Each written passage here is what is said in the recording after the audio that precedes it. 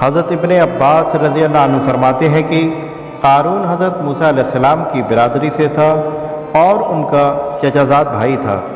علوم میں بہت ترقی کی تھی اور حضرت موسیٰ علیہ السلام کا پر حسد کرتا تھا۔ حضرت موسیٰ علیہ السلام نے اس سے فرمایا کہ اللہ جل شانہ نے مجھے تجھ سے زکوٰۃ وصول کرنے کا حکم دیا ہے۔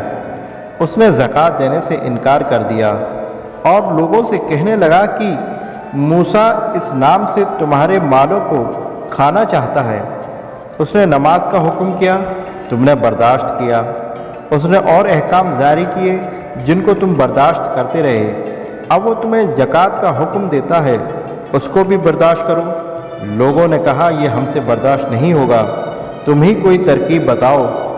اس نے کہا میں نے یہ سوچا ہے کہ کسی فاحشہ عورت کو اس پر راضی کیا جائے جو حضرت موسیٰ علیہ السلام پر اس کی تہمت لگائے کہ وہ مجھ سے زنا کرنا چاہتے ہیں۔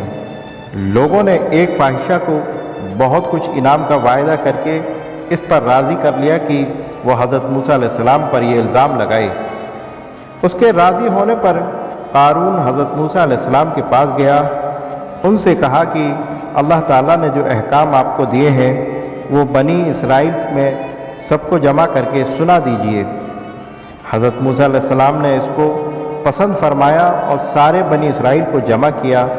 جب وہ سب جمع ہو گئے تو حضرت موسیٰ علیہ السلام نے اللہ تعالیٰ کے احکام بتانے شروع کیے کہ مجھے یہ احکام دیے ہیں، ان کی عبادت کرو، کسی کو اس کا شریک نہ کرو، صلہ رحمی کرو، اور دوسرے احکام گنوائے، جس میں یہ بھی فرمایا کہ اگر کوئی بیوی والا زنا کرے تو اس کو سنسار کیا جائے۔ اس پر لوگوں نے کہا اور اگر آپ خود زنا کریں؟ حضرت موسیٰ علیہ السلام نے فرمایا اگر میں زنا کروں تو مجھے بھی سنسار کیا جائے۔ لوگوں نے کہا کہ آپ نے زنا کیا ہے؟ حضرت موسیٰ علیہ السلام نے تعجب سے فرمایا کہ میں نے؟ لوگوں نے کہا جی ہاں آپ نے، اور یہ کہہ کر اس عورت کو بلا کر اس سے پوچھا کہ تو حضرت موسیٰ علیہ السلام کے متعلق کیا کہتی ہے؟ حضرت موسیٰ علیہ السلام نے بھی اس کو قسم دے کر فرمایا کہ تو کیا کہتی ہے؟ اس عورت نے کہا کہ جب آپ قسم دیتے ہیں تو یہ بات ہے کہ ان لوگوں نے مجھ سے اتنے انعام کا وعدہ کیا ہے اور میں آپ پر الزام لگاؤں، آپ اس الزام سے بالکل بری ہیں۔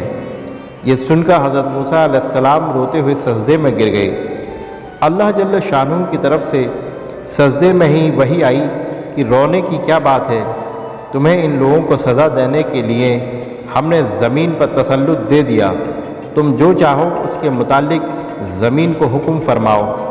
حضرت موسیٰ علیہ السلام نے سجدے ہی سے سر اٹھایا اور زمین کو حکم فرمایا کہ ان کو نگل جا۔ اس نے ایڑیوں تک نگلا ہی تھا کہ وہ عاجزی سے حضرت موسیٰ علیہ السلام کو پکارنے لگے۔ حضرت موسیٰ علیہ السلام نے پھر حکم فرمایا کہ ان کو دھسا دے، حتیٰ کہ وہ لوگ گردن تک دھس گئے۔ پھر بہت زور سے وہ حضرت موسیٰ علیہ السلام کو پکارتے رہے۔ حضرت موسیٰ علیہ السلام نے پھر زمین کو یہی فرمایا کہ ان کو لے لے، وہ سب کو نگل گئی۔